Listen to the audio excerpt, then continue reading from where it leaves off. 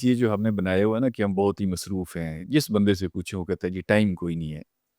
تو اس فارمولے کے تحت جو امریکہ کا صدر ہے، دیکھیں نا اسے شام کو پوچھنا ہوتا ہے کہ منگولیا میں کیا ہوا، عراق میں کیا ہوا، پاکستان میں کیا ہوا، چین میں کیا ہوا، پوری دنیا کی خیر خبر لینی ہوتی ہے، پھر اپنا ملک چلانا ہوتا ہے، تو اس کو تو فوت ہو جانا چاہیے پھر، دیکھیں نا گھنٹے تو 24 ہی ہیں۔ سب کے پاس 24 گھنٹے۔ ہاں، اس کا مطلب ہے کہیں نہ کہیں ہماری گڑبڑ ہے۔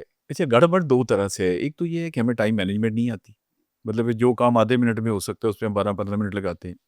عام طور پہ آپ دیکھیں کہ بندہ آپ کو فون کرے گا، ہاں جی اور سناؤ جی، اور سنائیں جی، بھئی کیا سنائیں آپ کو، کیا سننا چاہتے ہیں آپ؟ اب مجھے ایک بندے نے کال کیا، سر آج کل کیا ہو رہا ہے؟ میں کہا بھائی اس کے لیے 2-2.5 گھنٹے کی ضرورت ہے تو پھر کسی دن آپ آ جانا، بیٹھ کے آرام سے گپ شپ کر لیں گے۔ بہت سارے لوگوں کی میں کال اٹینڈ نہیں کرتا۔